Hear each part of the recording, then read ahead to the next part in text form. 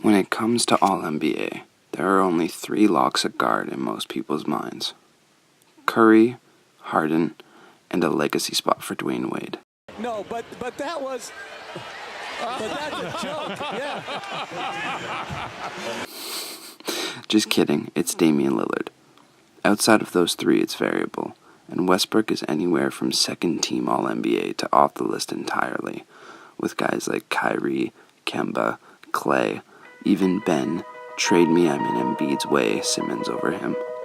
But Westbrook, one of the most underrated superstars in the NBA, should be the 4th lock.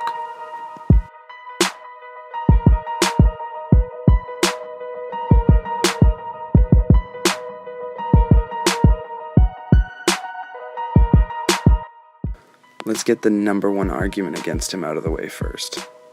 The shooting. It's all the way down to 42, 29, 65. Which, yeah, that isn't good. But it's not at the historically bad levels that it was earlier in the season, when he couldn't hit a 3 to save his life. It's a lot closer to some of his All-NBA years than you would think. And it's not terrible enough that it should change your view of him as a player. It's also worth mentioning that he's got the highest shooting percentage of any player in the top 20 for points, rebounds, assists, and steals, because nobody else is in that list, not even Giannis. He's having the type of all-around season that only Magic and LeBron have had, and they each did it once. This is his 3rd time in a row. Triple-doubles aren't everything, but they are something, and picking apart the holes in his game has led most people to miss the most important part of this season: his growth as a teammate. Westbrook was not always a great teammate. Billy Donovan famously tried to implement a more motion-based offense, with Westbrook pretty obviously ignoring it, and their playoff offense staying in the your turn, my turn, KD Russ offense. He was a bad defender who gambled on the court like Jordan Offit, and he didn't seem to make his teammates better. When the Thunder traded Ibaka, ending the young star core that had been their identity, their new identity seemed to be how much stat padding can Westbrook really do. With Oladipo and Sabonis thriving away from him before the season, the criticism about him making guys worse seemed justified. And then George stayed, and everything changed. The 4 position, Michael, and expected to be a contributor. There's a steal by Paul George, took it right away from Jackson. Nobody there, and he'll throw it down. Russ has a chemistry with George he didn't seem to have with KD. He kept a star, and when that star asked why Russ wasn't better on defense, Russ locked in. At the cost of some of his own numbers, Russ started setting offenses on fire. The Thunder have become a top 5 defense, raising from 9th last year to 4th. They lead the league in steals, putting together stretches where they beat offenses into submission. They're top 5 in pace, points off turnovers, and fast break points. A running, snarling team of hard-nosed athletes. Their success is only possible because of the way Russ improves the guys around him. Because the Thunder, the team once held up as the model for small market teams who want to build through the draft, suck at drafting. With the 12th pick in the 2013 NBA Draft, the Oklahoma City Thunder select Steven Adams from Rotorua, New Zealand, and the University of Pittsburgh. In 2013, OKC had a great draft. Armed with an extra pick from the Harden trade, the Thunder grabbed both Adams and Roberson, which is impressive considering how truly awful that draft was. To grab 2 guys in a draft that saw Anthony Bennett, Cody Zeller, and Alex Len go in the top 5 is pretty good work. Anthony Bennett of Toronto. But since then, the Thunder have been Hornets level bad. Terrence Ferguson, Cameron Payne, Mitch McGary, these are their best picks since 2013. They've consistently missed, with their only hit being Terrence Ferguson. Ferguson has started every game he's played this year, taking the 2-guard spot after Roberson's injury by virtue of being better than rookie second-rounder Hamidou Diallo and free agent Alex Abrines, who they waived in February. coming off an not even awful, but forgettable rookie year.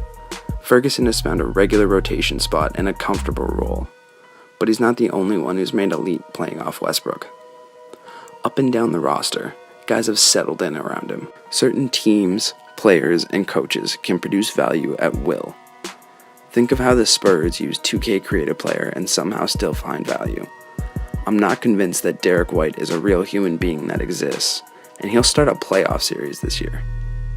While some organizations do it through great scouting and coaching, the Spurs, Raptors, Nets, and Heat all come to mind, certain players can do it as well. LeBron James in Cleveland made any veteran shooter work, and got Tristan and Moskov extremely paid, despite Dan Gilbert, the guy who fired his GM right after a championship while he had a Kyrie for George swap in the works. And we wonder why James left twice.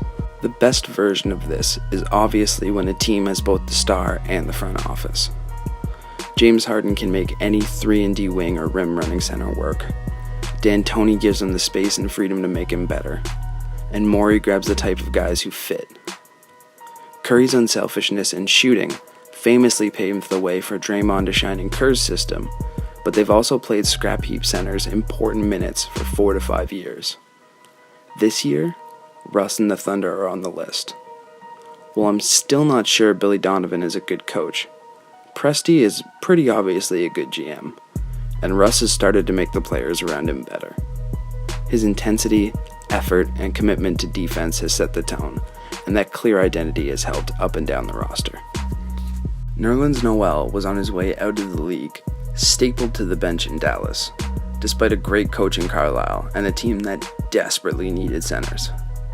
He never cracked 20 points in his 2 years in Dallas, but this year, he's had 2 20-10 games and caused havoc on defense in OKC.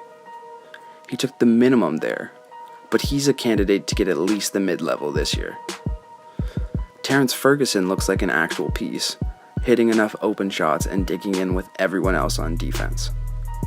And even though Dennis Schroeder's stats have taken a dip, going from best player in Atlanta to 6th man in OKC, he's still been very good, putting up 16, 4, and 3 while doing career best work from deep. He's had the freedom to orchestrate the offense for long stretches, even though he plays half his minutes with Westbrook. But the crown jewel of their non-stars is Jeremy Grant. With this, because the offense is working, the defense is making things happen. And boy, look at this here. 3 white shirts. Off the backboard!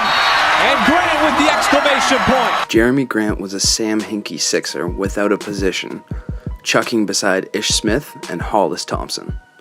Now the guy is a key piece, putting up 13 and 5 and shooting the most threes of his career. He was a 30% shooter in the 4 years before this one, but he's hitting 38% now. He's effective on both the roll and the pop as a screener, the type of versatile forward that every team wants in the modern NBA. He even has a sneaky all-defense case. He guards all 5 positions, holds his own in space and at the rim, and has an unusually high mix of steals and blocks for a forward. It's the first year of his $327 deal, and he's already a steal. Maybe it's too early to call a player a budget Pascal Siakam, but if you were to pick one, it would be Jeremy Grant. But it's not just the role players that are better with Westbrook this year. If it was, the Thunder wouldn't be a playoff threat. His 2 stars have been at their best beside him as well. Steven Adams is a star now. He's become a monster since Durant left. The guy grabs 5 5-time WCW champion, not you, sucker. 5 times. Offensive rebounds a game. The only guy that's grabbed more since then has been Andre Drummond. He protects the rim at an elite level, and he may be the best screener in the league. But that motherfucker is strong. Like, I'm serious. He hit me with 1 screen today, and I thought my life was over. He's got touch from mid-range and incredibly soft hands, and his chemistry with Westbrook is on par with Curry and Draymond or Harden and Capella.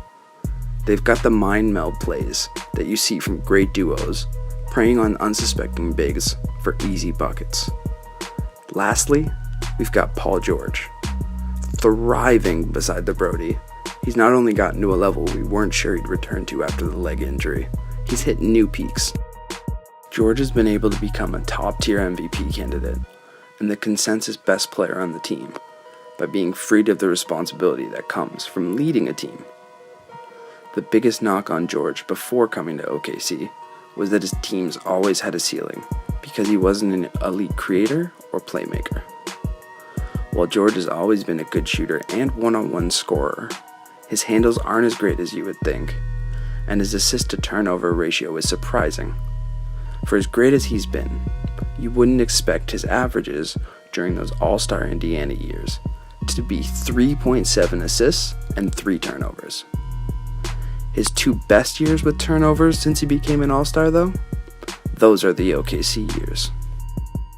George has slid perfectly into the identity they've built around Russ. Freeing him from primary offensive duties has let the other parts of his game shine. His 2 best years of nabbing steals are the OKC years. He's made a huge leap in scoring, going from a 21 to 23 point scorer to a 28 point scorer, because he's become one of the best shooters in the NBA.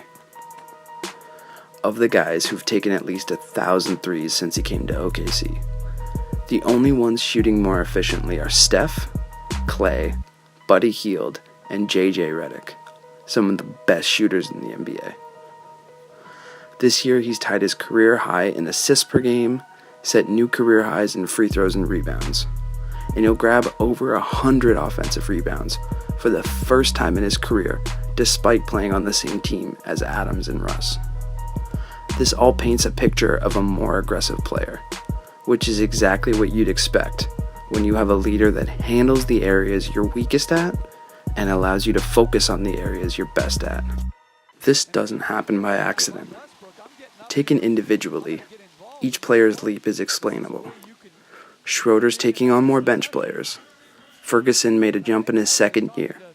A project second rounder in Grant always takes his time to shine. Noel just found a good role. Adams took a leap with more touches. And George hit a new peak years after recovering from a bad injury.